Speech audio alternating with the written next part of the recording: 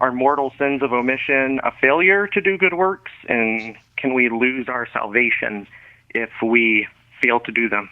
Okay, so a sin of omission, whether it's mortal or not, is a failure to do something. And since we're only obligated to do good things, we're never obligated to do evil things or neutral things, then a sin of omission is going to be a sin where you refrain from doing some good work that you could have done.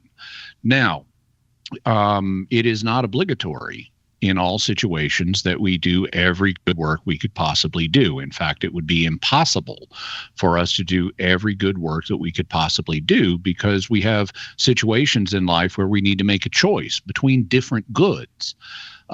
So the only time that a sin of omission, it's not even going to be a sin if you have to choose between different goods. There are options where you could choose one good, or you could choose another good, or you could choose something neutral. But if something is obligatory for you to do and you refuse to do it, then it is a sin of omission, not just an omission. And if that sin does grave damage, if it has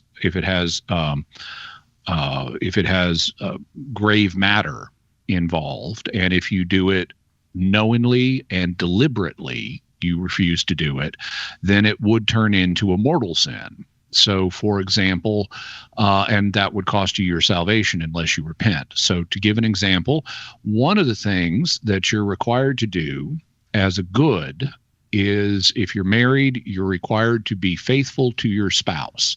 Fidelity is not just an absence of refraining from sleeping around on your spouse. It's actually a positive good in its own right.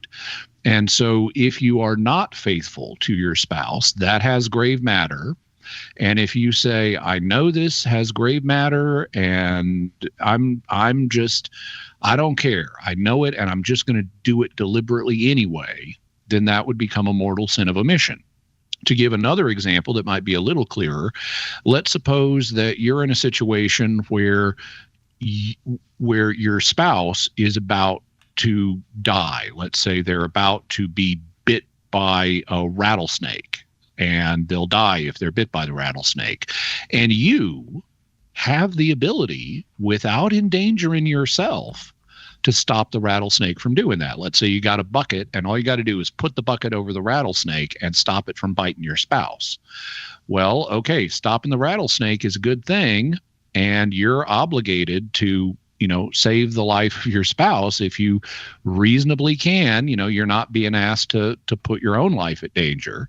And if you say, I know I'm obligated to save the life of my spouse, but I just don't care, I'm going to let that rattlesnake bite, then, well, you've omitted doing a good, so it's an omission, and you were obligated to do it, so it's a sin of omission, and you did it knowingly and deliberately, and it involves grave matter, so it would be a mortal sin of omission, and that would jeopardize your salvation unless you repent. Hey, thanks for watching. If you like this Catholic Answer, be sure to like, subscribe, and check out our live streams Monday through Friday, 3 to 5 p.m. Pacific, or find the episode after on YouTube, your favorite podcast platform, or our Catholic Answers app.